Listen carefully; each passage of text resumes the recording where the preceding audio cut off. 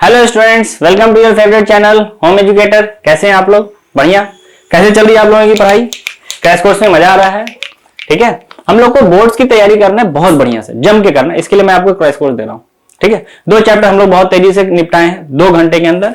आज हम लोगों को अपना 3rd चैप्टर स्टार्ट करना है, करंट इलेक्ट्रिसिटी, है ना। एंड इस चैप्टर को भी हम लोग को क्या करना है, 2 घंटे में फिनिश करना है। 2 घंटे से ज्यादा का समय नहीं लगाना, क्योंकि बोर्ड्स का टाइम है, समय कम है। तो जल्दी जल्दी बोर्ड्स की तैयारी हो जाए, जल्दी जल्दी बोर्ड्स की तैयारी हो जाए, वो हम लोग को काम करना है। तो स्टार्ट करते हैं, बिना लेट किए हुए कॉपी कलम निकालिए। छोटा छोटा हम लोग काम करते हैं, नोट्स बनाते हैं जल्दी से, ताकि याद करने टाइम पे आसानी हो, है ना। एंड कुछ टाइम पे आप वीडियो को देख के रिवीजन करते रहें, वीडियो को देख के रिवीजन करते रहें, ताकि अगर कोई कॉन्सेप्ट दिमाग से निकले तो फिर वापस आ जाए। और नोट्स बना ले ताकि पढ़ने में भी सहूलत मिले। तो हम लोग को आज स्टार्ट करना है करंट इलेक्ट्रिसिटी। सबसे पहले एक छोटा सा टर्म करंट, छोटा सा टर्म करंट कि करंट होता क्या, करंट होता क्या, करंट क्या होता है। सिंपली एक छोटी सी बात हमको याद रखनी है, जब भी चार्ज फ्लो करेगा उसे क्या बोलना है, करंट। क्या याद रखना है, जब भी चार्ज फ्लो करेगा उसे क्या बोलना है, करंट। यानी फ्लो ऑफ चार्ज ही क्या कहलाता है, करंट कहलाता है। चार्ज रुका हुआ है तो करंट नहीं, चार्ज फ्लो करना चाहिए, चार्ज फ्लो करना चाहिए। तो हम लोग इस बात को नोट करते हैं जल्दी से। देखिए, ये हम लोग का एक छोटा सा डेफिनेशन कि it is defined as the rate of flow of charge, यानी करंट को डिफाइन करना है फ्लो ऑफ चार्ज से। अच्छा, करंट का सिंबल हम लोग यूज करते हैं आई, करंट का सिंबल क्या यूज करते हैं, आई। एंड उसके हिसाब से हम लोग का फॉर्मूला बन गया Q by T, Q by T. या एक और फॉर्मूला हम चाहे तो लिख सकते हैं, आई बराबर क्या, dQ बाई dt। ये हमको फॉर्मूला ध्यान रखना है, दोनों फॉर्मूला। अब बात आता है यूनिट का, कि अगर ठीक है भाई चलो ये एक फॉर्मूला हो गया, बट यूनिट क्या है। तो यूनिट अगर हम लोग समझाते बहुत आराम से समझ सकते हैं।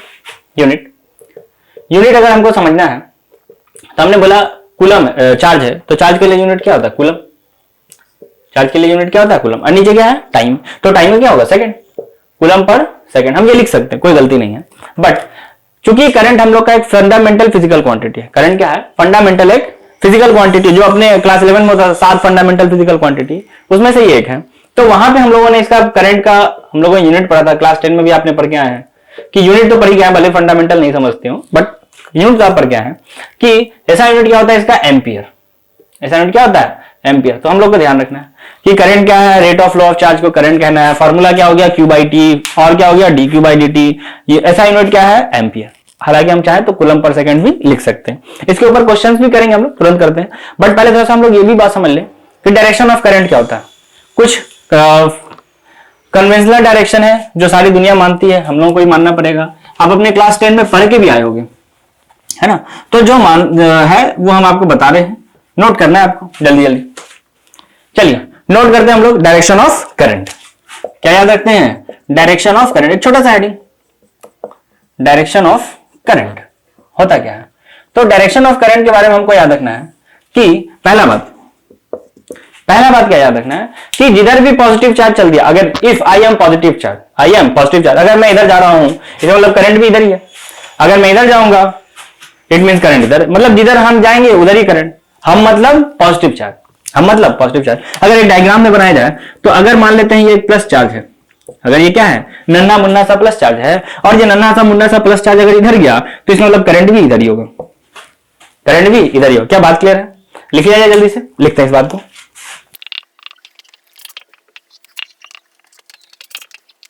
तो ये हम लोगों ने एक बात लिख लिया कि the direction of current is taken along the direction of flow of positive charge. जिधर प्लस चार्ज जाएगा उधर हम मानेंगे। ये अपना पहला बात, और ये आप पढ़ के भी आए होंगे, है ना। एक और बात भी होता है, जल्दी नोट कर लो, इसको भी मिटाते हैं, चलो मिटाते हैं। एक और होता है, फोटो में हम समझाते हैं आपको। जैसे अगर निगेटिव चार्ज, क्योंकि चार्ज 2 तरह का होता है, एक प्लस और एक माइनस, एक प्लस और एक माइनस। प्लस किस पे पाया जाता है, प्रोटॉन पे, माइनस इलेक्ट्रॉन पे, उसका भाई। तो जिधर भी इलेक्ट्रॉन जाएगा या जिधर भी निगेटिव चार्ज जाएगा उसके अपोजिट हमको मानना है डायरेक्शन ऑफ करंट। मतलब बार बार हम ही को चलवाओगे क्या, एक बार समझा दिए नहीं यार, उसको उल्टा मानना है। मतलब अगर निगेटिव चार्ज इधर चल लिया, तो करंट उसके अपोजिट चल लिया, मतलब करंट इधर। क्या क्लियर है बात? निगेटिव चार्ज इधर जाएगा, करंट उसके अपोजिट। अगर लो एक और फोटो तुम लो, ऊपर गया अगर निगेटिव चार्ज तो करंट किधर आएगा, नीचे। जिधर भी मेरा निगेटिव चार्ज जाएगा उसका ठीक अपोजिट। इसी में हम लिख देते हैं direction of current is taken along the direction of flow, along नहीं, is taken opposite to the direction of flow of negative charge. चलो मेरा तो काम इसी में हो गया, आपको फिर से लिखना पड़ेगा। कर लिया कॉपी। चलो एक और हम लोग समझते हैं, ये तो दूसरा था, ये तो दूसरा था। अब तीसरे की बारी। तीसरे के लिए हमको भी मिटाना पड़ेगा, लिखना पड़ेगा फिर से। मिटा दे इसको।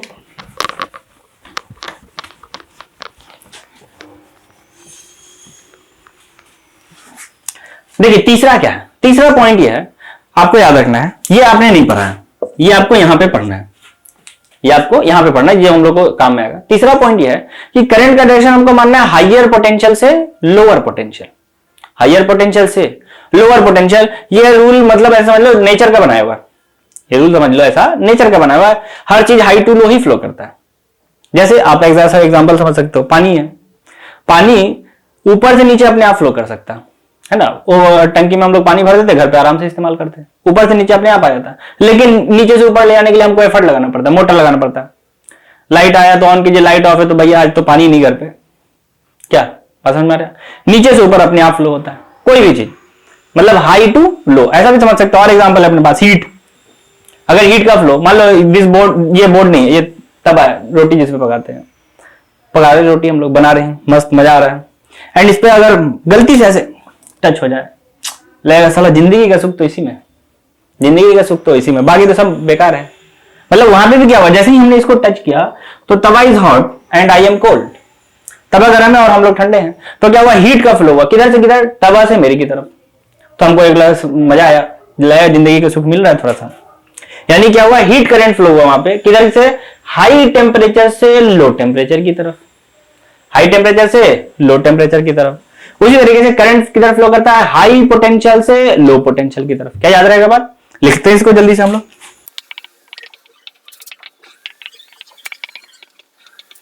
क्लियर आइडिया, करंट किधर फ्लो करता है, हाई पोटेंशियल से लो पोटेंशियल की तरफ। इसका मतलब कि अगर हमने यहां पे 2 पॉइंट मार्क कर लिया, अगर हमने क्या किया, यहां पे 2 पॉइंट मार्क कर लिया, यहां पे लिख लेते हैं अगर 70 वोल्ट, यहां लिख लेते हैं अगर 50 वोल्ट, यहां किधर लिख देते हैं 70 वोल्ट, यहां लिख लेते हैं 50 वोल्ट, तो एक करंट फ्लो करेगा ऐसे 70 से 50 की तरफ, 50 70 नहीं आ सकता, 70 से 50 की तरफ। अगर हम और ले लेते हैं, मान लीजिए यहां पे 50 वोल्ट और यहां पे भी 50 वोल्ट, वायर से कनेक्ट कर दें, तो क्या करंट पास करेगा, क्योंकि ना ही कोई हाई ना ही कोई लो, बराबर हो गया। यानी अगर पोटेंशियल इक्वल है तो करंट पास नहीं करेगा, हाई से लो कर सकते हैं। क्या बात क्लियर है, समझ में आया बात? चलो जल्दी नोट करो इसको, फिर आगे बढ़ते हैं।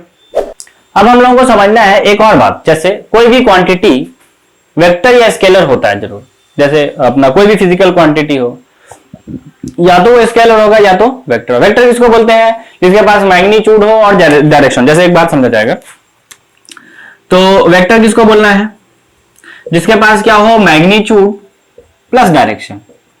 और स्केलर किसको बोलना है, जिसके पास सिर्फ और सिर्फ क्या हो, मैग्नीट्यूड, डायरेक्शन नहीं होना चाहिए। इस बात से एक बात तो समझ में आती है कि साला डायरेक्शन तो हर किसी के पास है, डायरेक्शन तो हर किसी के पास है, सॉरी मैग्नीट्यूड हर किसी के पास है, डायरेक्शन आ गया तो वेक्टर, डायरेक्शन नहीं है तो स्केलर। क्या बात क्लियर? अब हमने देखा करंट का जो डायरेक्शन है भाई, बल्कि हमने आपको 1 2 नहीं बल्कि 3 डायरेक्शन समझाया कि ये मानना है। इसका मतलब करंट को मैग्नीट्यूड तो हर किसी के पास, डायरेक्शन आ गया तो वेक्टर, करंट के पास डायरेक्शन है, यानी करंट को होना क्या चाहिए, वेक्टर। बट आपको याद रखना है, that current is a scalar quantity, current is a scalar quantity. अब ऐसा क्यों हो गया, क्योंकि वेक्टर को होने के लिए डायरेक्शन और मैग्नीट्यूड ही नहीं, साथ में एक और भी रूल फॉलो करना चाहिए जो वेक्टर को जोड़ने का रूल है।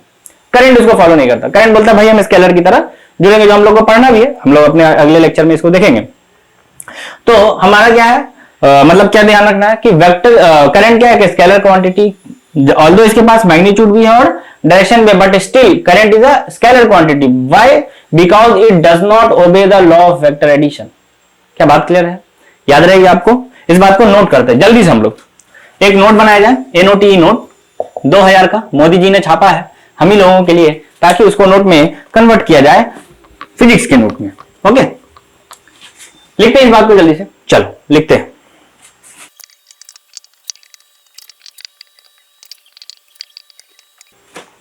चलिए जल्दी से इस बात को छापिए, छापिए। क्या करंट के पास दोनों होता है, लिखा गया current has both magnitude as well as direction but still it is a scalar quantity. Why? Because it does not obey the law of vector addition. क्या बात क्लियर है? चलो यहां तक तो हो गया। अब हम लोग एक छोटा सा न्यूमेरिकल बना के देखते हैं।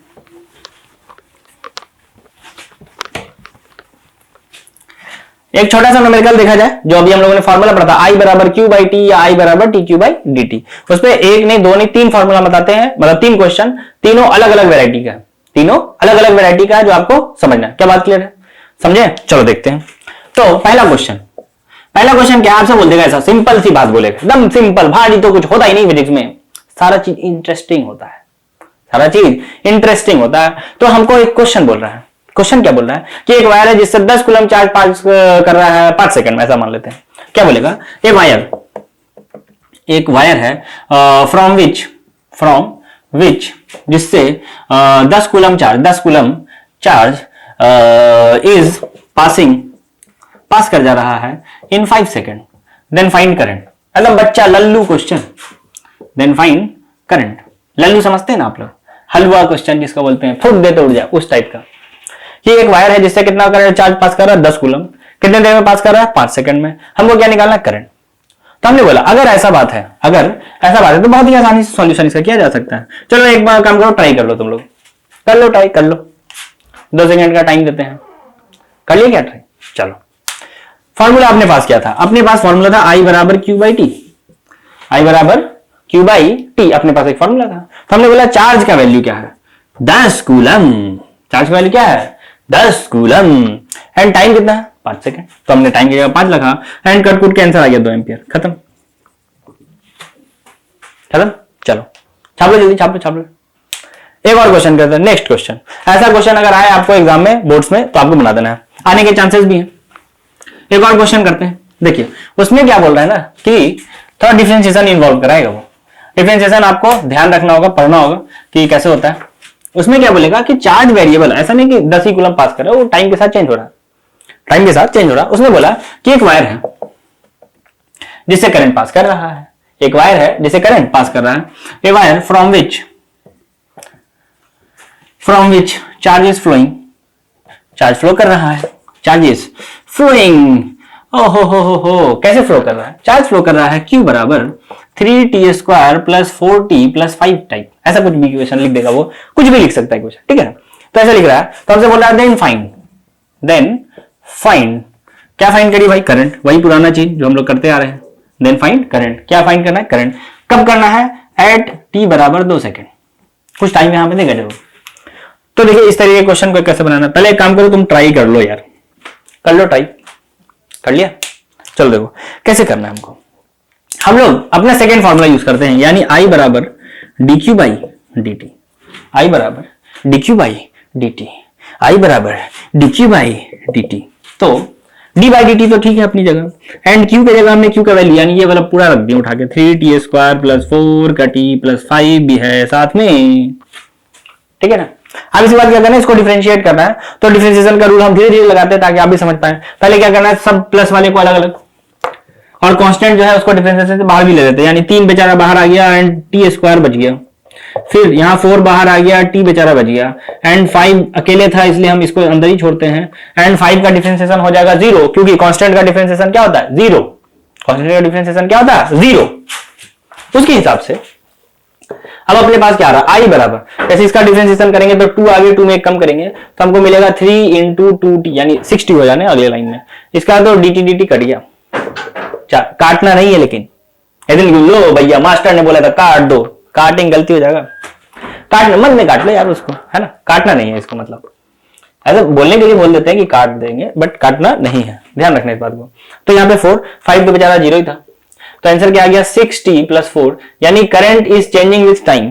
टाइम 0 पे 4 एम्पियर, टाइम 1 पे 10 एम्पियर, टाइम 2 पे 12 4 16 एम्पियर। हमको 2 पे पूछा था, तो आई का वैल्यू हम निकालेंगे t बराबर 2 पे, तो 6 into 2 plus 4 is equal to 16 ampere. बोलो बात समझ में आया कि नहीं? कोई मुश्किल है क्या? लल्लू क्वेश्चन। छापो छापो छापो छापो छापो। एक और क्वेश्चन करके देखते हैं हम लोग। अब की बार इंटीग्रेशन करना है, अब की बार क्या करना है? इंटीग्रेशन, क्योंकि इंटीग्रेशन इन्वॉल्व करके भी क्वेश्चन हमसे पूछ सकता है। देखिए क्वेश्चन क्या है, क्वेश्चन में बोलेगा क्या, इस बार जैसे अभी चार्ज दिया था, इस बार दे देगा करंट। इस बार क्या दे देगा? करंट। बोलेगा कि एक वायर जिसमें करंट पास कर रहा है, इन ए वायर करंट आई बराबर ऐसा कुछ भी ले लेते हैं, 3t पे power 2 plus 2t square plus 5, ऐसा कुछ भी है, ऐसा है। मतलब 2t स्क्वायर वाला 2 टर्म थोड़ी ना आएगा, 3t square plus 2t plus 5 ऐसा है। इन वायर करंट इतना इतना है, तो देन फाइंड चार्ज फ्लोइंग, कितना चार्ज फ्लो कर गया इन 2 सेकंड, ऐसा कुछ भी ले लेते हैं, 2 सेकंड में कितना चार्ज फ्लो कर गया हमको निकालना है। चलो ट्राई करना चाहो तो कर लो यार, कर लो, जब तक हम माहौल बनाते हैं सॉल्यूशन का। बन गया? चलो देखते हैं किसका सही आया, बना के देखते हैं। तो अपने पास जो थर्ड फॉर्मूला था यानी सेकंड फॉर्मूला I बराबर dq बाई dt, तो हमको अगर चार्ज निकालना है यानी dq निकालना है तो क्रॉस मल्टीप्लाई करते ही I dt मिल जाना है, I dt मिल जाना, एंड I का इक्वेशन हो रहा यानी dq बराबर 3t square plus 2t plus 5 and यहां हो गया dt, इंटीग्रेशन का लिमिट दोनों साइड, एंड टाइम का वैल्यू हम डालेंगे 0 से कहां तक, 2 सेकंड बोला, 2 तक, 0 से q तक।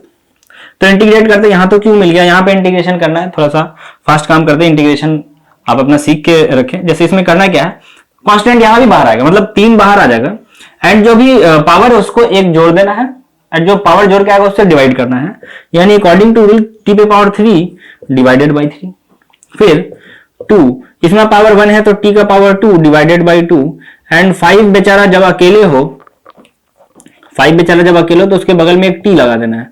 ये रूल होता है इंटीग्रेशन का, इस पे बहुत ज्यादा हम लोग बात नहीं कर सकते क्योंकि हमारा मेजर फोकस जो है वो करंट के ऊपर है, ना कि इंटीग्रेशन के ऊपर है, इस वजह का। तो हमने लिखा q बराबर, देखिए 3 से 3 शहीद हो गया एंड 2 से 2 भी शहीद हो गया, है ना, हर कलम अपना करेंगे, इंटीग्रेशन तेरे लिए हो गया इसके साथ। तो बचा क्या अपने पास बचा है t पे पावर 3 प्लस t का स्क्वायर प्लस 5 का t, एंड लिमिट डालना है 0 से 2 तक। सिर्फ अपर लिमिट डालेंगे, लोअर लिमिट डालने का जो कोई भी मतलब नहीं बनता क्योंकि 0 है तो 0 ही हो जाएगा। तो जब यहाँ पे हमने लिखा 2 पे पावर 3 तो 8, 2 का पावर 2 मतलब 4, एंड 5 दूनी 2 10, यानी 8 4 12 12 10 22, 22 coulomb, 22 coulomb is the answer. छाप लो जल्दी। ओके, देखिए अब हम लोग बात को थोड़ा सा आगे बढ़ाते हैं, है ना, चैप्टर्स को थोड़ा सा आगे लेके चलते हैं। हम लोगों ने समझ लिया करंट क्या है, I बराबर q by T, dq by dt समझ गए, करंट स्केलर है ये समझ गया। अब थोड़ा सा और बात को आगे बढ़ाते हैं, हम लोग थोड़ा सा माइक्रोस्कोपिक एनालिसिस करते हैं करंट का। क्या करते हैं? माइक्रोस्कोपिक एनालिसिस किसका? करंट का, करके देखा जाए। तो हमने करना शुरू किया, क्या करना शुरू किया? माइक्रोस्कोपिक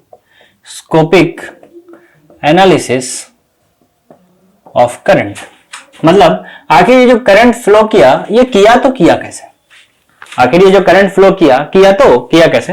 तो उसके लिए हम लोग थोड़ा समझते हैं बात को। जैसे क्या है, मान लेते हैं यही वो वायर है जिसमें करंट पास करने वाला है। करंट कैसे पास करता है? इसमें हम लोग क्या करते हैं, बैटरी लगाते हैं, है ना, बैटरी लगाते हैं, और जैसे ही स्विच ऑन करते हैं करंट पास कर जाते हैं। वायर तो था इसी तरह का, थोड़ा सा इसको बड़ा किया, जूम किए हैं, वो अपना पबजी खेलते हैं ना उसमें एटेक्स जूम लगाते हैं, वैसे मतलब जूम कर लिए। जूम करके हमने क्या किया, इसके अंदर क्या होने वाला उसको थोड़ा समझते हैं। पहले स्विच ऑफ है तो क्या करंट पास करेगा? नहीं, और स्विच ऑन करते ही करंट पास करने लगेगा। मतलब अच्छा, करंट होता क्या है? चार्ज का फ्लो। करंट होता क्या है? चार्ज का फ्लो, यानी करंट स्विच ऑन करते ही चार्ज लगता है, फ्लो करने लगेगा। ऐसा इंसान को समझ में आता है, ऐसा हमको लग रहा है कि करंट क्या है? चार्ज का फ्लो। स्विच ऑन करने से चार्ज फ्लो, करंट आता है, इसका मतलब स्विच ऑन करते ही चार्ज फ्लो करने लगा। But this is wrong concept, this is wrong concept. होता क्या है, जब स्विच ऑफ है, तो क्या है, इसके अंदर जो इलेक्ट्रॉन्स है, मान लेते हैं इलेक्ट्रॉन्स पे हम बात करें, या चलो पॉजिटिव पे बात कर लेते हैं, पॉजिट्रॉन, है ना। ये अगर पॉजिटिव चार्ज है, कोई इधर गया पॉजिटिव चार्ज तो कोई भागा इधर, कोई भागा पॉजिटिव चार्ज ऐसे इंक्लाइन, कोई पॉजिटिव चार्ज इधर भाग रहा है, कोई पॉजिटिव चार्ज ऊपर भाग रहा है, कोई पॉजिटिव चार्ज नीचे भाग रहा है, मतलब सारे लोग रैंडम मोशन कर रहे हैं। मतलब अगर ये पॉजिटिव चार्ज आगे जा रहा है तो इसमें कुछ आगे की तरफ करंट लाया तो ये साला पीछे ले आया, इक्वल, माइनस कर दिया। ये अगर पॉजिटिव चार्ज ऊपर जा रहा है तो इसने करंट लाया ऊपर, ये वाला नीचे ले आया, फिर जीरो। इसी तरीके से क्या हुआ कि चार्जेस फ्लो तो अभी भी कर रहे हैं बट रैंडम डायरेक्शन में, कौन से डायरेक्शन में? रैंडम डायरेक्शन में फ्लो कर रहे हैं, जिसके कारण से नेट करंट क्या हो जा रहा है? जीरो। नेट करंट क्या हो जा रहा है? जीरो। क्या बात कर रहे हैं? जब बैटरी नहीं थी, बैटरी स्विच ऑफ थी, क्या हुआ? हमने बैटरी को कनेक्ट ही नहीं कर रखा है, इसका बिल्कुल भी ये मीनिंग नहीं है कि चार्ज रेस्ट पे है। इसका मीनिंग ये है एक्चुअली कि चार्जेस रैंडम मोशन कर रहे हैं, जिसके कारण कोई भी किधर भी भाग जा रहा है, जिसके कारण कोई भी किधर भी भाग जा रहा है, और जिसके कारण जो होना है वो हो रहा है, मतलब करंट नहीं आ रहा ओवरऑल। अब हमने क्या क्या स्विच ऑन किया। अब हमने क्या किया, स्विच ऑन किया। अच्छा मान लो, तो पहले एक छोटा सा और हम बेसिक आइडिया आपको देते हैं। मान लो कोई बैटरी है 100 वोल्ट का, कोई एक बैटरी है 100 वोल्ट का। इसका मतलब क्या, 100 वोल्ट क्या बता रहा है? क्या ये बड़े वाले का पोटेंशियल बता रहा है या छोटे वाले का बता रहा है? ये ना बड़े वाले का बता रहा है ना ही छोटे वाले का, ये एक्चुअली दोनों का डिफरेंस बता रहा है। ये जो 100 वोल्ट है क्या बता रहा है? दोनों का डिफरेंस। हो सकता है कि इसका वैल्यू 500 वोल्ट हो और इसका वैल्यू 400 वोल्ट हो। अच्छा बड़ा वाला ज्यादा होगा, ये 500 वोल्ट हो, ये 400 वोल्ट हो, घटा के 100। हो सकता है बड़ा वाला 700 हो, ये 600 हो सकता है बड़ा वाला 1000 तो ये 900। मतलब इस टाइप का कुछ भी वैल्यू है, दोनों का डिफरेंस 100 है, किसी एक का वैल्यू 100 ऐसा कोई भी बात नहीं है। क्या यहां तक बात क्लियर है? अब देखिए हमने क्या किया, स्विच ऑन किया। स्विच ऑन करते ही हुआ क्या कि ये वाला चूंकि हाई था तो इसको हम प्लस मान लेते हैं और इसको क्या मान लेते हैं, माइनस। तो हमने आपको अपना इलेक्ट्रोस्टैट के क्रैश कोर्स में भी बताया कि इलेक्ट्रिक फील्ड होता है सेट प्लस से किधर की तरफ, माइनस की तरफ। इसका मतलब इस कंडक्टर में एक इलेक्ट्रिक फील्ड सेट हो गया इधर से इधर। यानी अभी जो पॉजिटिव चार्ज इधर मन उधर भाग रहा था, कोई पॉजिटिव चार्ज ऊपर भाग रहा था, ये बोलेगा चल इधर आ जाओ। यानी सारे पॉजिटिव चार्ज अब एक ही डायरेक्शन में चलने लगेंगे, सारे पॉजिटिव चार्ज अब एक ही डायरेक्शन में चलने लगेंगे, जिसके कारण हम लोग क्या बोलेंगे कि अब यहाँ पे करंट आ गया और उसका इफेक्ट हमको दिखता भी है, उसका इफेक्ट हमको दिखता भी है। यानी कि जैसे ही हमने स्विच ऑन किया इलेक्ट्रिक फील्ड आ गया, इलेक्ट्रिक फील्ड के कारण सारे पॉजिटिव चार्ज सेम डायरेक्शन में भागने लगे, जिसके कारण हमने क्या बोला कि यहाँ पे करंट आ चुका है। क्या ये बात पहले क्लियर है कि करंट आया कैसे? अब हम लोग धीरे धीरे एक फॉर्मूला की तरफ चलते हैं। बैटरी मिटाते हैं, थोड़ा समझने के लिए वो था। मान लेते हैं बैटरी मिटा दिया जाए और ये मान के चलते हैं हम लोग कि यहां से यहां इलेक्ट्रिक फील्ड आ रहा है, मतलब हमने एक बैटरी लगाया है जिसका वोल्टेज V है, जिसका वोल्टेज V, और V क्या बता रहा है, दोनों का डिफरेंस, दोनों का डिफरेंस। खैर तो यहां से यहां अपना हमने एक बैटरी लगा रखा है जिसका वोल्टेज है V। तो हम ये निकालना चाहते हैं कि मान लेते हैं चार्जेस था अभी इस जगह पे, चार्जेस था अभी इस जगह पे, कुछ देर में ये चार्जेस यहां आ गया। मान लीजिए प्लेस 1 से कहां आ गया, प्लेस 2 पे चार्जेस था यहां पे। मान लो हम 3 चार्ज बनाते हैं, तीनों चार्ज आगे की तरफ भाग रहा है बैटरी लगाने की वजह कर, तीनों चार्ज बैटरी लगाने के कारण आगे भाग रहा है। अब भागते भागते ये कहां पहुंच गया, सेकंड प्लेस पे। अच्छा 3 ही होगा ऐसा कोई जरूरी थोड़ी ना, चार्जेस तो इस वायर के अंदर तो करोड़ों चार्ज है। यहां से यहां आने में जो टाइम लगा हम मान लेते हैं थोड़ा देर के लिए कि टाइम लगा dt, टाइम लगा dt। तो एक्चुअली उस dt टाइम में इस पोजीशन 1 से पोजीशन 2 तक कितने चार्ज ट्रांसफर कर गए। हम क्या निकालना चाहते हैं, how much charges are transfer from position 1 to position 2 in time dt, in time dt। अच्छा कुछ बात हम लोगों ने और एज्यूम किया, ये जो वायर है काफी मोटा वायर है, इसका मतलब इसका कुछ एरिया होगा, एरिया हमने मान लिया a, एरिया हमने मान लिया a। उसके बाद हमने और एक बात माना, small n, small n is what, number of charge per unit volume, small is what, number of charge per unit volume. ये एक फार्मूला है जिसका डेरिवेशन हो सकता है आपके बोर्ड एग्जाम में आ जाए। तो कुछ बातें हमको पहले लिखनी पड़ेगी। कुछ बातें हम क्या लिखेंगे कि हमने एक चार्ज माना है, सॉरी एक वायर माना है जिसका एरिया ए है, जिसके दोनों एंड पे हमने एक वोल्टेज अप्लाई किया है V, यहाँ पे V मान लेते उधर 0 मान लेते अपने आप हो जाएगा। एक हमने वोल्टेज अप्लाई किया V एंड उसका number of charge per unit volume क्या है, स्मॉल n। एंड हम ये मान के चलते हैं कि dt टाइम में चार्जेस पोजीशन 1 से कहां पहुंच गए हैं, पोजीशन 2 तक। क्या बात क्लियर है? थोड़ा सा लिखते हैं जल्दी से इस बात को।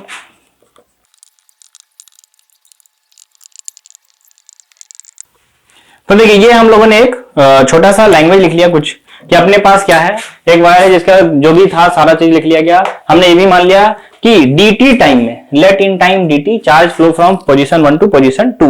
एंड अब हम निकालना चाहते हैं कितना चार्ज ट्रांसफर कर गया। जगह कहां, यहाँ पे लिखते हैं, इतना दूर बहुत है, इतना में तो राजा हो जाएंगे, आराम से प्रूफ हो जाएगा। तो इतने दूर में हम लिखते हैं, क्या लिखते हैं कि कितना चार्ज ट्रांसफर हुआ। मान लेते हैं टाइम हमने छोटा सा लिया है तो चार्ज भी कितना ट्रांसफर होगा, थोड़ा सा, यानी dq। dq is what, charge transfer from position 1 to position 2। dq is what, charge transferred from 1 to 2, 1 to 2 मतलब पोजीशन 1 to 2, ठीक है। तो चार्ज का फॉर्मूला क्या होता है, Ne। हम ऐसा करते हैं, इसको बड़ा n लिख लेते हैं, नहीं तो आप कंफ्यूज कर जाओगे, छोटा n रहेगा दोनों। तो बड़ा n क्या था, जैसे वो इलेक्ट्रोस्टैट में था, चार्ज का फॉर्मूला क्या था, Ne, जिसमें n क्या था, number of charge, and E था इलेक्ट्रॉन का चार्ज। अब नंबर ऑफ चार्ज हमको निकालना, मतलब हमने नंबर ऑफ चार्ज निकालना है हमको। एक छोटा एन पता है, छोटा एन क्या है, number of charge per unit volume, यानी एक वॉल्यूम में एन चार्ज है, यूनिट वॉल्यूम में एन चार्ज है। सोचिए अगर हमने वॉल्यूम 2 लिया तो क्या चार्ज 2n हो जाना है।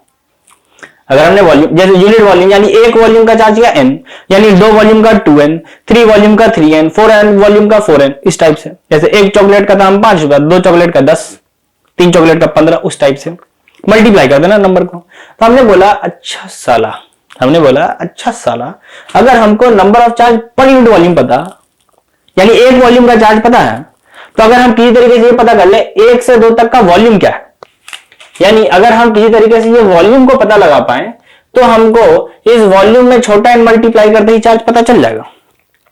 इस वॉल्यूम में छोटा एन मल्टीप्लाई करते ही चार्ज पता चल, हाँ यार ये तो पक्का बात। अच्छा फिर हमने बोला ये वॉल्यूम कैसे निकालेंगे, तो यहां पे एक टर्म डिफाइन करते हैं हम लोग, ड्रिफ्ट वेलोसिटी। हम लिखवा देते हैं अभी डेफिनेशन उसका। ड्रिफ्ट वेलोसिटी क्या होता है, ड्रिफ्ट वेलोसिटी होता है the speed with which charges flow in the conductor is called drift velocity. जिस स्पीड से चार्जेस फ्लो करते हैं उसको क्या हम बोलते हैं, ड्रिफ्ट वेलोसिटी। लिखवा देंगे अभी तुरंत हम लोग।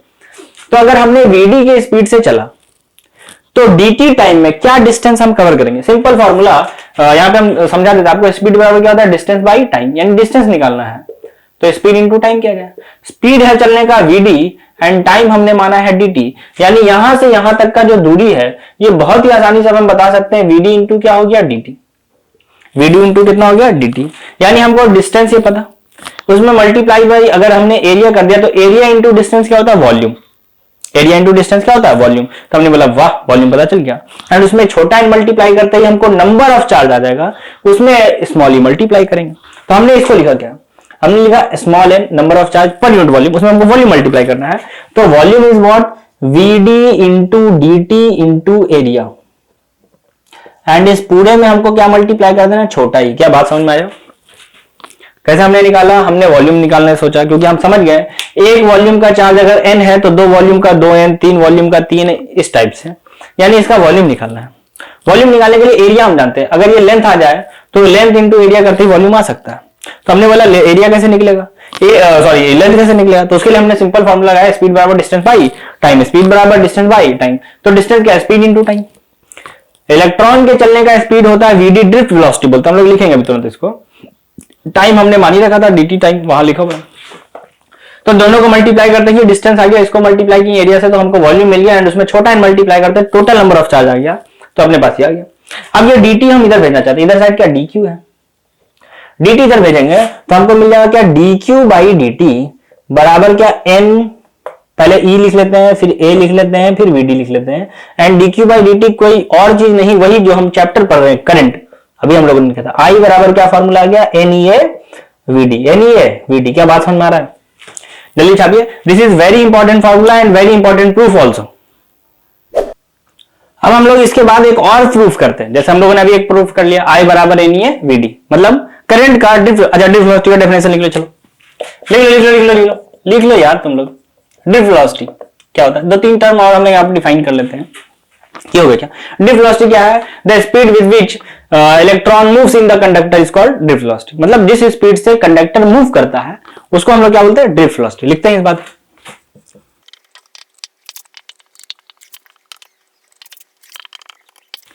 ठीक है। The speed with which electron move in the conductor is called drift velocity. ये अपने हम लोगों ने लिखा। अब देखिए और क्या, जैसे अभी हम लोगों ने वो वायर जो बनाया था, ये ऐसा जिसको हम लोगों ने माइक्रोस्कोपिक एनालिसिस करने के लिए रखा था, उसी पे अगर बात किया जाए, जैसे क्या चार्जेस आगे की तरफ भाग रहे हैं क्योंकि हमने इलेक्ट्रिक फील्ड इधर सेट कर दिया बैटरी लगा के। बैटरी लगाने से हमने क्या किया, इलेक्ट्रिक फील्ड इधर की तरफ अप्लाई कर दिया। अब सारे लोग भाग रहे हैं इधर, अगर सब लोग एक ही तरफ भागे तो क्या टक्कर हो सकती है।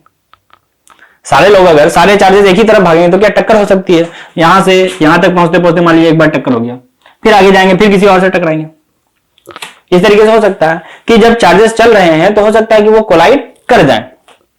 तो जब कोलिजन होता है उसके बीच में, मतलब यहां पे से चलना शुरू किया, यहां पे टकराएं, फिर यहां टकराने के बाद फिर चलना शुरू किया, फिर यहां टकराएं, तो 2 लगातार चक्कर के बीच में, मतलब यहां से यहां और यहां से यहां, क्या क्या यहां से यहां और फिर यहां से यहां, मतलब 2 लगातार टक्कर के बीच में, चक्कर नहीं टक्कर, 2 लगातार टक्कर के बीच में चार्जेस जो भी डिस्टेंस ट्रेवल करता है उसको हम लोग एक स्पेशल नाम देते हैं, and the special naam is nothing but mean free path.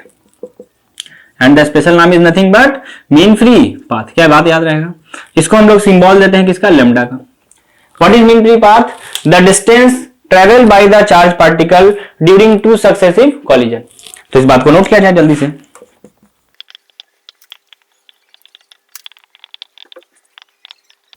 ठीक है, the distance travel by the charge particle during to successive collision is called mean free path. याद रहेगा बात? फिर उसके बाद और एक टर्म हम लोग डिफाइन करते हैं, सारे टर्म यहीं पे कर लेते हैं, कोई दिक्कत नहीं है। ठीक, वो टर्म क्या है? वो है relaxation time. The new term is relaxation time. इसको हम लोग सिंबल देते हैं किसका? टाउ। टाउ जी नहीं, टाउ जी, टाउ जी नहीं, टाउ। ये क्या है? जैसे यहां पे चलना शुरू किया, यहां टकरा, मतलब ये दो टक्कर के बीच का डिस्टेंस था, बट इस दो टक्कर के बीच में क्या कुछ टाइम भी लगा होगा? दो टक्कर के बीच में कुछ टाइम भी लगा, उसी टाइम को क्या बोलना है? Relaxation time. क्या बोलना है? Relaxation time. यानी what is the definition? The distance the time gap between two successive collision. The time gap between two successive collision is relaxation time. क्या याद रहेगा बात? जल्दी नोट किया जाए इस बात को भी।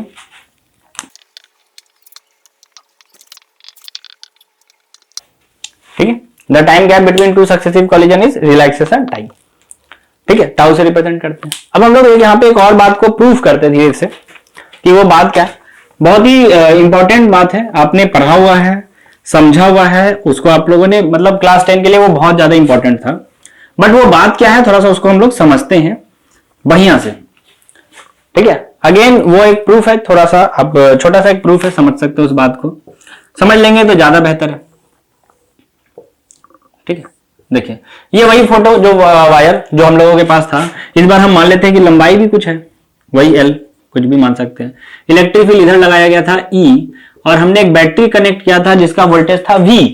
बैटरी कनेक्ट किया था जिसका वोल्टेज था वी, एंड हम लोग एक फॉर्मूला पढ़े थे इलेक्ट्रिक पोटेंशियल एंड कैपेसिटेंस वाले चैप्टर में।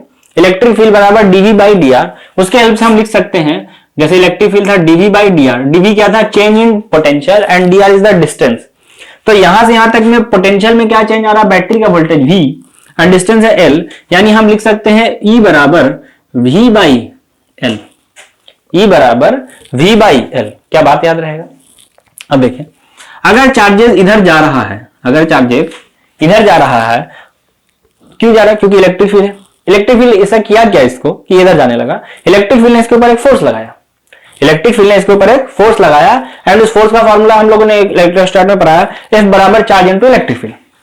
फोर्स बराबर चार्ज इनटू इलेक्ट्रिक फील्ड, यानी चार्ज इसके पे इलेक्ट्रॉन के बराबर होता है, यानी ई इंटू बड़ा E. Small E is the charge and capital is the electric field which is equal to V by L. लिखेंगे उसको भी धीरे से। फिर हमने ये भी पढ़ा, अगर फोर्स है तो एक्सेलरेशन भी, Newton second law, and F बराबर एम ए, तो एक्सेलरेशन बराबर क्या? Force by mass. इधर लाएंगे एफ बराबर एम ए दिख जाएगा, तो फोर्स बाई मास। फोर्स क्या है? E into E divided by capital है। क्या कोई दिक्कत? सॉरी कैपिटल नहीं, छोटा एम। छोटा m is what? Mass of proton. अब देखिए यहां से चलते चलते प्रोटॉन जब यहां पहुंचा, पहली बार ठोकर खाया, ठोकर खाया मीन धक्का खाया, तो टाइम गैप लग गया था रिलैक्सेशन टाइम के बराबर, टाउ के बराबर। तो हमने एक फॉर्मूला यूज किया, बहुत ही फेमस फॉर्मूला, v बराबर u प्लस एटी। जब यहां था स्पीड 0 था, तो और चलने के स्पीड को हम vd बोलते हैं, क्योंकि प्रोटॉन या इलेक्ट्रॉन चलेगा तो उसके स्पीड को क्या बोलना है? vd। एक्सेलरेशन क्या है? e इंटू बड़ा e by m, and time जो लगा वो टाउ लगा, तो ये फॉर्मूला अपने पास आ गया एक, vd बराबर e इंटू बड़ा e by M into tau. कोई दिक्कत? फिर हमने बोला कि अभी अभी हमने एक फॉर्मूला डिराइव किया, अभी अभी हमने एक फॉर्मूला डिराइव किया, and the formula is I बराबर NEAVD। NEAVD यहां पे लिख लेते हैं, लंबाई जगह कम है, आप नीचे लिख लेंगे लेकिन, ठीक है ना। VD की जगह VD का वैल्यू, तो I बराबर NEAVD क्या है? E इंटू बड़ा E by M into tau. कोई दिक्कत यहां पे? E का वैल्यू क्या? V बाई एल, समझा दिए। E बराबर dV बाई डी आर के रिजल्ट से, तो I बराबर n e square a tau by m, and V बराबर क्या हो गया? E बराबर हो गया V बाई एल। V इधर रखते हैं, बाकी सब उधर भेजते हैं, तो हमको इक्वेशन मिल रहा है V बराबर, देखिए m by n e square tau, और L भी ऊपर होगा और A नीचे होगा, और इस पूरे में बगल में आई लिखा होगा। क्या इक्वेशन यही मिला? एंड ये जो ब्रैकेट में ये कोई और चीज नहीं है, ये आपका वो चीज है रेजिस्टेंस। क्या कुछ दिखा आपको? V बराबर आई आर, V बराबर आई आर, ओम्स लॉ। यही क्या है वो ओम्स लॉ। क्या बात, पहले इतना नोट करो, कर लिया नोट। देखिए V बराबर क्या यहां से सेट हो गया आई आर, मतलब R क्या है M into l by n e square tau into area, वही मेरा रेजिस्टेंस है। यानी अगर हम चाहें तो रेजिस्टेंस का फॉर्मूला इस इक्वेशन से लिख सकते हैं, रेजिस्टेंस का फॉर्मूला हम इस इक्वेशन से लिख सकते हैं, R बराबर M by n e square tau और L बाई ए, एंड ये कोई मतलब ये तो कांस्टेंट नंबर है ना, M क्या था, मास ऑफ प्रोटॉन, फिक्स है, दुनिया में कभी भी चेंज नहीं होने वाला। चार्ज ऑफ इलेक्ट्रॉन भी फिक्स है, रिलैक्सेशन टाइम लगभग बराबर ही होता है हमेशा टक्कर का। एंड एन क्या, जो भी वायर लेंगे तो number of charge per unit volume, अभी लिखे थे हम लोग, एन क्या था, number of charge per unit volume. यानी जब तक वायर ना चेंज किया जाए, जब तक वायर ना चेंज किया जाए ये पूरा ब्रैकेट चेंज नहीं हो सकता। इसी को हम लोग बोलते थे रेजिस्टिविटी, रो एल बाई ए। क्या कुछ कुछ याद आ रहा है आप लोगों ने? अरे साला यही था, हाँ यही था, आर बराबर रो एल बाई ए। क्या याद रहेगा बात? यानी इस फॉर्मूला को देखते ही हम समझ गए कि ये रेजिस्टेंस 3 फैक्टर पे 4 पे करता है, 14 भी हम दिखा देंगे। एक तो मटेरियल चेंज करते ही चेंज कर जाएगा, लेंथ चेंज करने से चेंज कर जाएगा, एंड एरिया चेंज करने से भी चेंज कर जाएगा। क्या कोई दिक्कत? जल्दी से, कोई प्रॉब्लम नहीं। ओम्स लॉ का स्टेटमेंट भी लिखेंगे, बट हम आपको दिखा दिए कि ओम्स लॉ ये है, ठीक है। रेजिस्टेंस क्या है वो आपको पूरा पूरा समझ में आ चुका है। रेजिस्टेंस का कोई फॉर्मूला पूछे तो ये बता देना है, सबका फॉर्मूला लिखेंगे, टेंशन नहीं ले, ठीक है। ओम्स लॉ भी हम लोग लिखेंगे, स्टेटमेंट क्या है। आगे बढ़े, चलो मिटाते हैं इसको।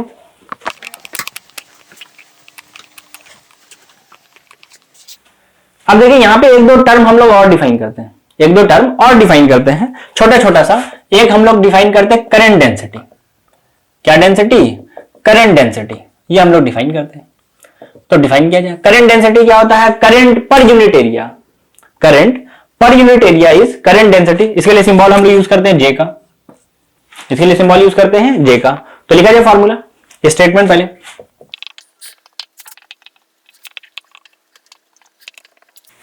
जे बराबर आई बाई ए, कोई दिक्कत नहीं।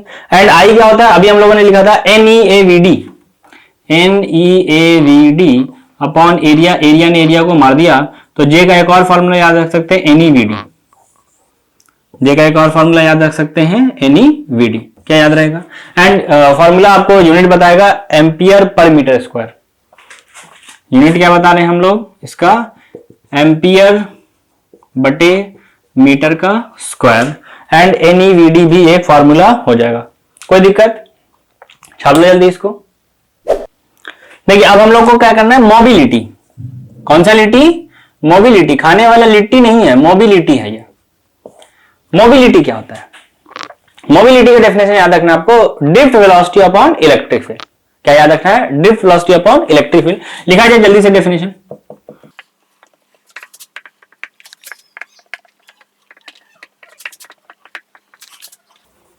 इसके लिए हम लोग देखिए सिंबल यूज करते हैं म्यू का, यानी म्यू बराबर, यानी कि म्यू बराबर ड्रिफ्ट वेलोसिटी यानी vd upon electric field E. याद ये भी रखना है, याद ये भी रखना है, ठीक है।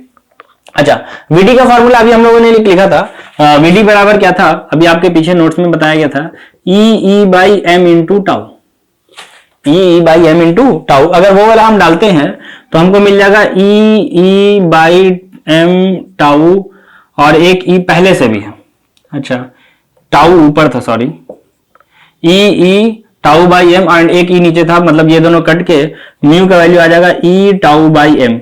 मतलब आप देख सकते हैं तो this is a constant number, E change नहीं करने वाला, टाउ चेंज करने वाला नहीं, एम भी चेंज करने वाला नहीं है। क्या क्लियर है बात? इसका स्पीड अपना ये मोबिलिटी हो गया। आगे बढ़े, चलो अब देखिए हम लोग थोड़ा सा और आगे बढ़ते हैं, ओम्स लॉ पे चलते हैं। किस पे चलते हैं? Ohm's law.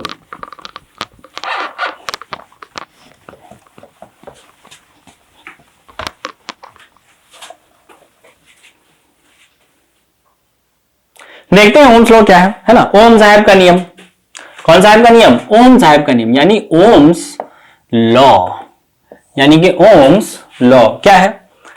इसका स्टेटमेंट क्या है कि अगर बैटरी है, मतलब कोई वायर है जिसमें करंट पास कर रहा है, तो बैटरी का वोल्टेज बढ़ाएंगे करंट बढ़ेगा, बैटरी का वोल्टेज घटाएंगे करंट घटेगा, यानी voltage is directly proportional to current, यही है ओम्स लॉ। बट एक कंडीशन है, टेम्परेचर कांस्टेंट होना चाहिए। तो इस बात को पहले तो नोट किया जाए, ऐसा लिख लेते हैं।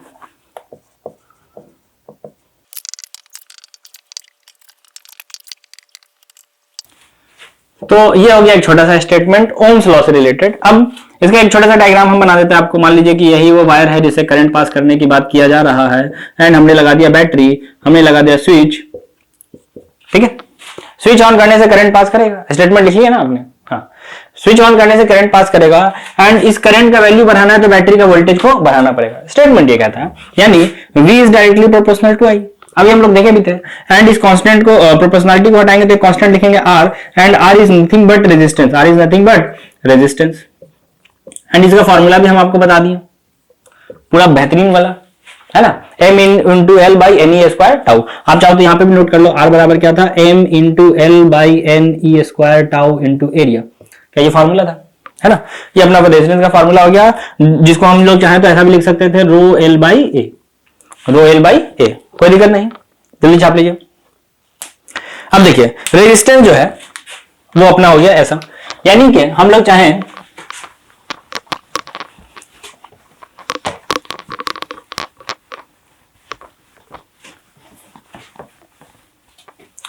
अगर हम लोग चाहें तो ऐसा भी कर सकते हैं कि एक बात लिख सकते हैं, factors affecting resistance, factors affecting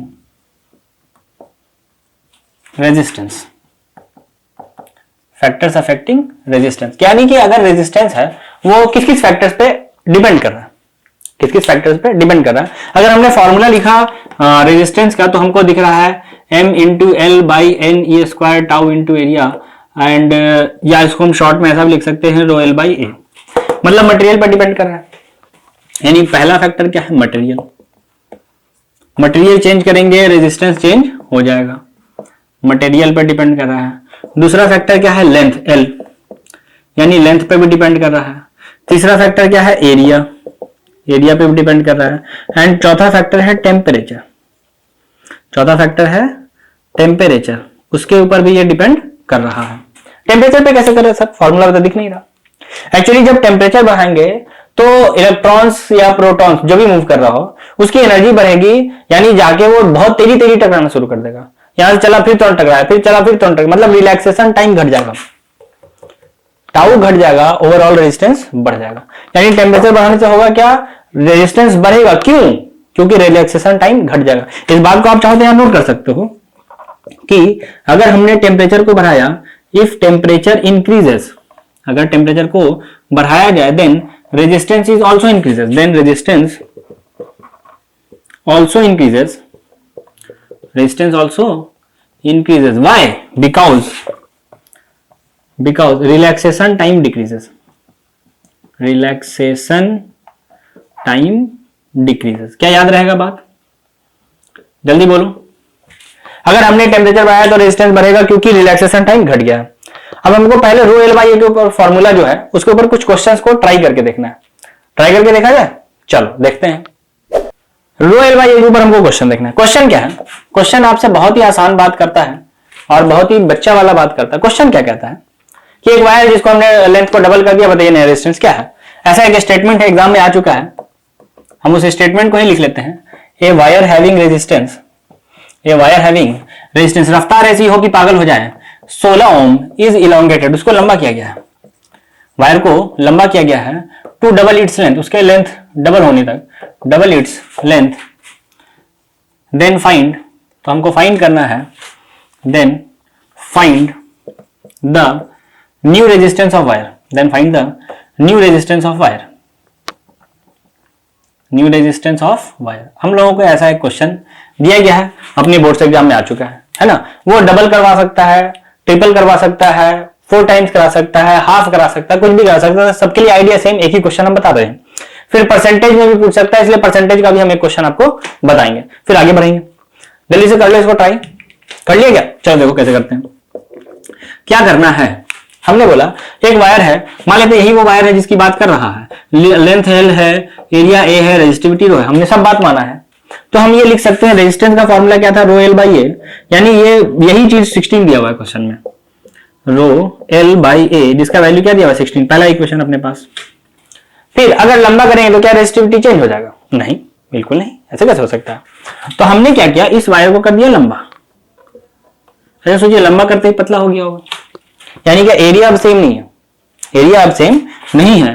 तो हम नहीं जानते कि एरिया, अच्छा लेंथ हम जान चुके हैं 12 हो गया, एरिया नहीं जानते, मान लेते हैं ए डैश, मान लेते हैं A dash, and area A dash हमको निकालना पड़ेगा, ठीक है। एंड जिस तरीके से इसमें हम निकालेंगे आपको भी उसी तरीके से किसी भी क्वेश्चन में निकालना पड़ेगा, आप ट्रिपल के लिए बना लेना इसी क्वेश्चन को खुद से, है ना। तो अगर हमने बात एक समझा कि अगर हम वायर को लंबा करें या छोटा कर दे, कुछ भी कर दे, क्या इसका अमाउंट चेंज हो जाएगा, नहीं, अमाउंट चेंज नहीं हो सकता है। इसका मतलब initial volume of the wire should be equal to final volume of the wire, V initial is equal to V final. अब हमने बोला इनिशियल और फाइनल अगर वॉल्यूम बराबर है तो वॉल्यूम क्या, लेंथ इनटू एरिया, शुरू का, फाइनल का लेंथ 12 एंड एरिया हम नहीं जानते ए डैश, एल ने एल को खुश कर दिया तो ए डैश का वैल्यू आ गया a/2, मतलब हाफ हो चुका है। इसका मतलब बिल्कुल भी ऐसा नहीं लगाना कि मतलब डबल है तो हाफ, 10% में 10%, ऐसा कुछ दिमाग नहीं लगाना, आपको इस तरीके से निकालना है। तो नया वाला रेजिस्टेंस r डैश रो, नया वाला लेंथ 12 बाई नया वाला एरिया यानी a बाई का 2 ऊपर, यानी आ गया 4 rho L by area, and rho L by area का वैल्यू हमको पता है 16, वहां पे डालते ही r डैश का वैल्यू आ रहा है 4 into 16 that is equal to 64 ohm. अच्छा ohm is the unit of resistance, unit का रेजिस्टेंस का यूनिट क्या है, ओम, याद रखेंगे। क्या बात समझ आया कैसे बनाना है इस क्वेश्चन को, डबल कर दे ट्रिपल कर दे इस तरीके से कर लेना हो सकता है। आगे बढ़े, परसेंटेज वाले क्वेश्चन पे चलते हैं, मिटा दें इसको, चलो मिटा दें।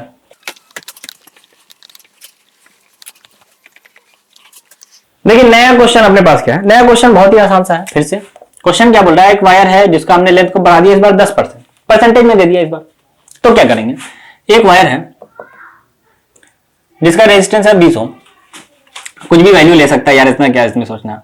Having resistance 20 ohm is wire having resistance 20 ohm in is a wire having resistance 20 ohm is increased its length, थोड़ा सा मेरा इंग्लिश लगता है गड़बड़ा गया है, its length मतलब आप तो समझ ही रहे हो, लेकिन लेंथ बाई 10%, 10% हमने बढ़ा दिया, तो फाइंड करना है नया resistance, then find new resistance.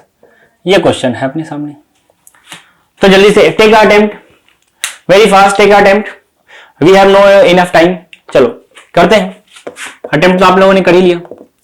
तो अगर हमको सॉल्यूशन करना है तो हमने पहले वही वायर एक बना लिया जिसकी बात की जा रही थी, मान लेते यही वो वायर है, रेजिस्टेंस रो है, लेंथ एरिया अपना इस तरीके से है। तो हमने बोला R बराबर रो एल बाई ए होता है, उसके वजह से हम लिख सकते हैं 20 बराबर है rho L by area, and this is our first equation.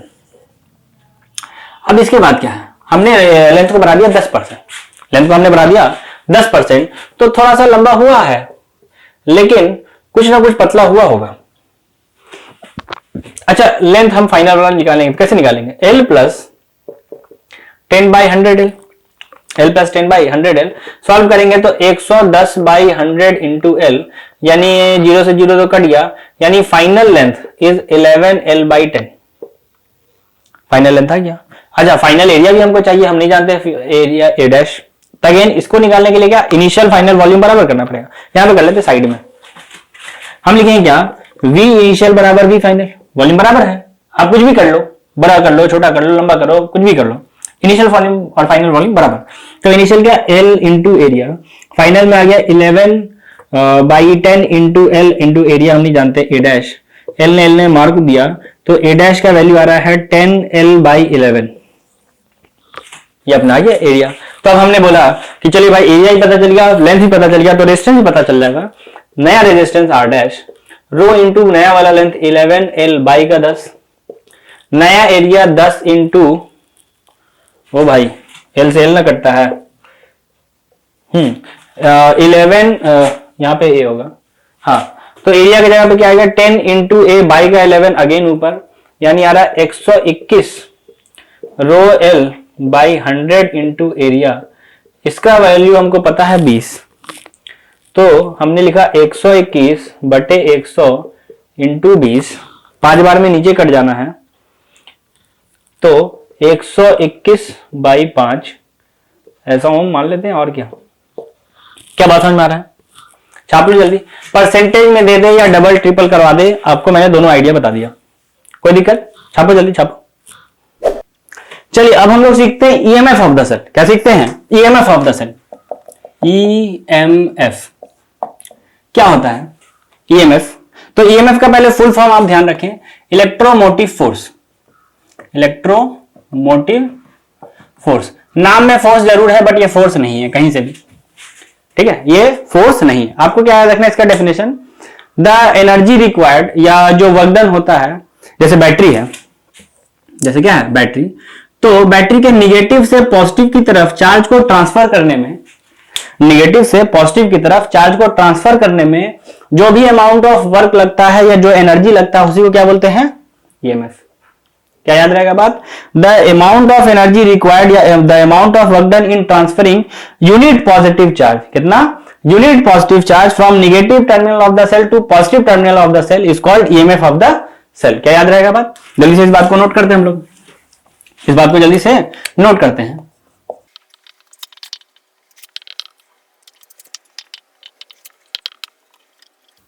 ठीक है, तो ये अपना definition, amount of work done in transferring unit positive charge from negative terminal of cell to positive terminal of the cell, ये याद रखना बात। अब अगर ये बैटरी चुपचाप है, बैटरी का कुछ अपना इंटरनल रेजिस्टेंस भी होता है, बैटरी अगर ये चुपचाप है, जिसमें कोई भी करंट फ्लो नहीं कर रहा है, तो इस पॉइंट से लेके इस पॉइंट तक का जो डिफरेंस है वोल्टेज का, उसको हम लोग V लिखते हैं। इस पॉइंट से इस पॉइंट तक का जो वोल्टेज का डिफरेंस है उसको क्या लिखते हैं? V। ये ईएमएफ के बराबर हो जाएगा। कब? अगर कोई करंट सप्लाई नहीं है, no current supply, no current supply के केस में ये दोनों क्या है? आपस में बराबर है। लेकिन अगर कभी ऐसा हो कि बैटरी ने कुछ करंट सप्लाई दिया है, बैटरी ने कुछ करंट सप्लाई दिया है, तो आपको ध्यान रखना है कि इस पॉइंट से इस पॉइंट तक का जो वोल्टेज है वो ईएमएफ के बराबर नहीं होगा। ये अभी हम फॉर्मूला आपको बता रहे हैं, ये फॉर्मूला याद आपको रखना है, ये यूज होगा आपको पोटेंशियोमीटर में। जब हम लोग पोटेंशियोमीटर पढ़ेंगे उसका थर्ड केस, उसमें ये वाला बात यूज होगा। तो आपको याद रखना है क्या, इस पॉइंट से इस पॉइंट का जो वोल्टेज है वो ईएमएफ माइनस जो भी करंट यहां से सप्लाई हुआ है उसका I इंटू इंटरनल रेजिस्टेंस इसके बराबर होगा। वोल्टेज होगा इस दोनों पॉइंट का किसके बराबर? ईएमएफ माइनस IR के बराबर। ये कब हो रहा है? यानी डिस्चार्जिंग इसको हम लिख सकते हैं, बैटरी डिस्चार्ज हो रहा है, बैटरी ने कुछ करंट दिया तो धीरे धीरे क्या बैटरी खत्म हो रहा है, डिस्चार्ज हो रहा है। कोई दिक्कत? चलिए एक और बात ध्यान रखना है कि बैटरी चार्ज भी हो सकता है, बैटरी चार्ज भी हो सकता है, यानी अगर बैटरी के अंदर कुछ करंट जाए तो बैटरी चार्ज हो रहा है, तो अगेन इस पॉइंट से इस पॉइंट के बीच का पोटेंशियल इस बार ईएमएफ से ज्यादा होगा। एंड उसके लिए आपको इक्वेशन याद रखना है, V बराबर ईएमएफ प्लस IR। ये कब है? चार्जिंग के कंडीशन में, जब बैटरी चार्ज हो रहा है। क्या याद रहेगा बात? अगर कोई करंट नहीं है तो वोल्टेज ईएमएफ बराबर, अगर डिस्चार्जिंग है तो वोल्टेज बराबर ईएमएफ माइनस IR, एंड अगर चार्जिंग है तो वोल्टेज बराबर ईएमएफ प्लस IR। क्या याद रहेगा बात?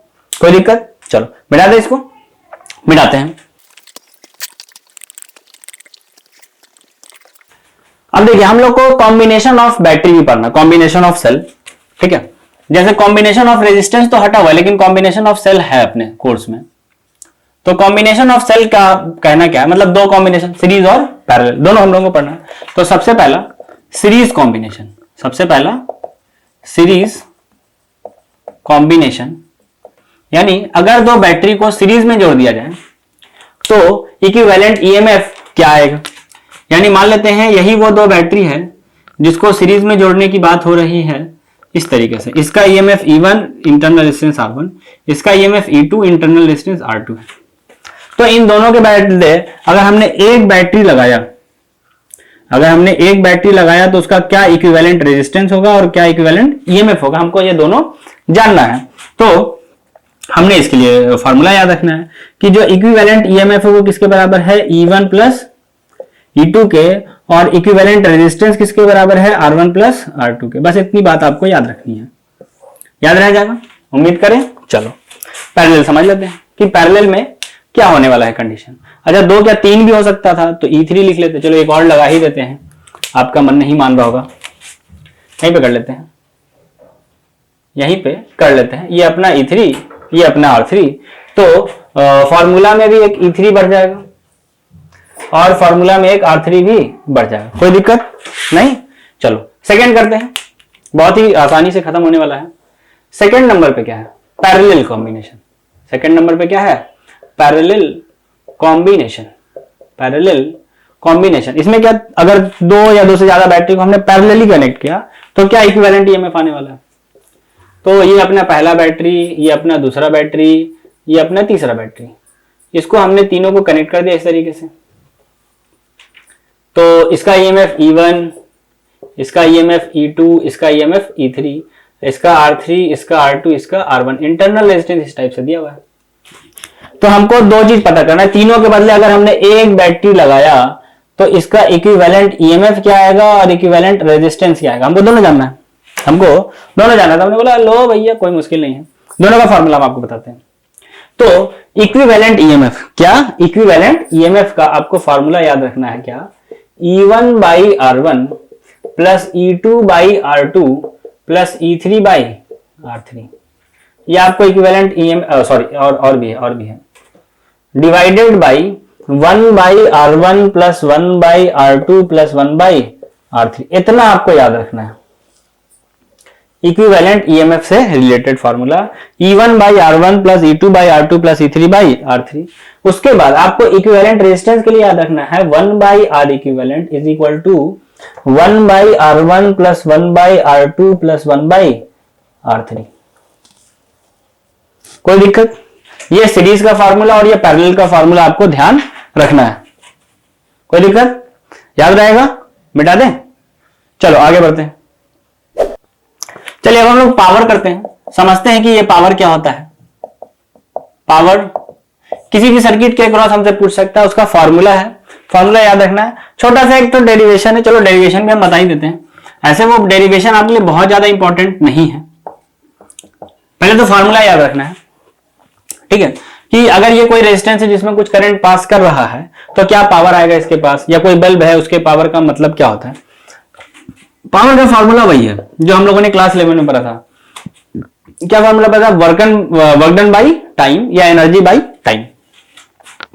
वर्क डन बाई टाइम, मान लेते हैं ऐसे छोटा सा चार्ज अगर हम ट्रांसफर करेंगे तो टाइम भी छोटा सा लेंगे, यानी वर्क डन बराबर पावर बराबर work done in transferring small charge dq और टाइम जो लग रहा है dt। अच्छा, वर्क डन का फॉर्मूला क्या होता है? q into V. हम लोगों ने पोटेंशियल वाले चैप्टर में अपने पढ़ा था, potential and capacitance. Work done क्या होता है? q वीबी माइनस वी, ऐसा कुछ था ना। तो छोटा सा चार्ज है तो ऐसा लिख देते हैं वर्क इन ट्रांसफरिंग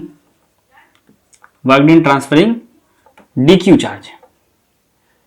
चूंकि चार्ज हमने स्मॉल माना इसलिए हमने टाइम भी लिख लिया छोटा सा dt। तो वर्क का फॉर्मूला इस वाले के हेल्प से हम लिख दे रहे हैं क्या, चार्ज था dq एंड वोल्टेज का डिफरेंस था v एंड यहाँ dt है, तो इन दोनों का रेशियो I होता है। I बराबर क्या, dq बाई dt। अभी हम लोग पढ़े कुछ सबसे स्टार्टिंग में तो फॉर्मूला यही था। तो पावर का फॉर्मूला क्या आ गया, v इंटू आई, याद रखना आपको। डेरिवेशन अगेन हम पहले आपको बता रहे, कोई बहुत ज्यादा बाहरी नहीं है और बहुत आपके लिए इंपॉर्टेंट भी नहीं है। तो पावर का एक फॉर्मूला याद रखना v इंटू आई, और v बराबर आई आर भी होता है, उसके हेल्प से आपको एक और फॉर्मूला मिल जाएगा आई स्क्वायर इंटू आर, ये भी याद रखना है।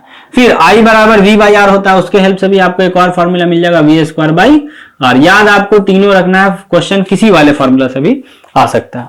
पावर का फॉर्मूला v इंटू आई या आई स्क्वायर आर या v स्क्वायर बाई आर, याद रहेगा, नोट कर लो, मिटाएं। चलो आगे बढ़ते हैं। अब देखिए हम लोग करते हैं क्या, अभी हम लोगों ने एक समझ लिया फॉर्मूला R बराबर रो एल बाई। अब हम लोगों को टेम्परेचर वाला समझना है कि आखिर जो रेजिस्टेंस टेम्परेचर पर डिपेंड कर रहा है, टेम्परेचर बढ़ाएंगे रेजिस्टेंस बढ़ जाएगा, कैसे बढ़ेगा, आगे वो कैसे बढ़ेगा। यानी हम लोग फॉर्मूला लिख लेते हैं, relation of resistance with temperature के साथ ये किस तरीके से रिलेटेड है, क्लियर आइडिया। तो हमने फॉर्मूला लिखा, फॉर्मूला क्या है, आर टी बराबर R naught under bracket 1 plus alpha delta T. ये फॉर्मूला है, आपको याद होना चाहिए रात के 2 बजे भी, आधी नींद में भी कोई उठा के पूछे बताओ फॉर्मूला, बता देना और फिर सो जाना है। क्या क्या है, कौन सा टर्म ये हमको समझना है। आरटी क्या है, RT is resistance at any temperature T, इसी टेम्परेचर टी पे जो रेजिस्टेंस है वो आर टी है। आर नॉट क्या है? Resistance at room temperature, room temperature. Question में जनरली वो रूम टेम्परेचर के लिए लिखेगा नहीं कि रूम टेम्परेचर, 25 से 30 का कोई वैल्यू लिख देगा, तो आपको समझ जाना है। फिर अल्फा क्या है? Alpha is temperature coefficient, alpha is temperature coefficient and delta T is what? Delta T is change in temperature, delta T is change in temperature. ठीक है, तो ये इतना सारा रिजल्ट है जो हम लोग को ध्यान रखना है, कौन सा चीज क्या है। नोट कर लो पहले जल्दी से, फिर हम लोग एक क्वेश्चन भी करके देखते हैं इसके ऊपर। कर लिया नोट? मिटा दें? चलो मिटाते हैं। तो देखिए क्वेश्चन एक अपने पास, क्वेश्चन एक अपने पास है। क्वेश्चन क्या है कि एक वायर है, एक हीटिंग एलिमेंट है। क्वेश्चन लिखते हैं, a heating element having resistance 100 ohm at 27 degrees Celsius, then find the temperature of wire, then find the temperature of wire when resistance become 117 ohm if temperature coefficient is 1.7 10 to the power minus 4 per degree Celsius. ऐसा एक question दिया हुआ है, try करके देख लो आप, कर लो try. कर लिया क्या? चलो देखते हैं हम लोग बनाते हैं, जल्दी से समय ज्यादा वेस्ट नहीं करते। फॉर्मूला क्या है? फॉर्मूला है आर टी बराबर R naught 1 plus alpha delta T, R T बराबर R naught 1 plus alpha delta T. R T क्या है? किसी भी टेम्परेचर पे का कम से वो आर टी का वैल्यू 117 दे दिया। आर नॉट देखिए क्वेश्चन में लिखा है 127, सॉरी 27, 127 नहीं, मतलब क्या ये आर नॉट का वैल्यू देना था, यानी हम समझिए आर टी के जगह पे क्या है 117, किसी टेम्परेचर का रेजिस्टेंस आर नॉट यानी रूम टेम्परेचर, वो 1 होता है, अल्फा का वैल्यू भी दिया हुआ है 1.7 10 to the power minus 4। Delta T क्या? Change in temperature. Delta T क्या था? Change in temperature. Final temperature हम नहीं जानते क्या हो गया टी, बट इनिशियल हम जानते हैं 27 है, कोई दिक्कत नहीं। अच्छा ये 100 नीचे आ सकता है डिवाइड में, तो जब डिवाइड में आएगा तो हमको मिलेगा क्या? 1.17 is equal to 1 plus 1.7 10 to the power minus 14 T minus 27, कोई दिक्कत नहीं। फिर ये 1 इधर आ सकता है, तो 1.17 में 1 लाएंगे इधर घटेगा तो मिलेगा क्या? 0.17 एंड यहां पे बचेगा 1.7 10 to the power minus 4 T minus 27। फिर ये मल्टीप्लाई में नीचे आएगा तो डिवाइड में करते हैं डिवाइड, तो इधर से भी बच गया क्या? T minus 27.17 by 1.7 10 to the power minus 4। एक काम करते हैं, दोनों का पॉइंट हटाएंगे, नीचे का 2 जीरो ऊपर का 1 जीरो। 17 ने 17 को खुश कर दिया, 1 जीरो ने 1 जीरो के साथ खुश कर लिया, मतलब ये -3 ऊपर जाएगा तो प्लस का 3 बचेगा, यानी हमको मिलेगा क्या? हमको मिलेगा कि t minus 27 is equal to 1000, power 3 ऊपर 1000 होगा ना यार, तो t का वैल्यू क्या? 1027 डिग्री सेल्सियस। आंसर। क्या बात समझ में आया कैसे बनाना है? जल्दी छापो जल्दी छापो, जल्दी से हम लोग छोटा सा सीरीज पैरेलल करते हैं। ऑल्दो आपके कोर्स में इस साल के लिए नहीं है, इस साल सीरीज पैरेलल हट चुका है, इसलिए हम लोग को ज्यादा टेंशन वाली बात नहीं, बट फिर भी हम एक फॉर्मूला बता देते हैं आपको। व्हीटस्टोन ब्रिज जरूरी है क्योंकि अपने लिए। मिटाए क्या? चलो मिटाते हैं।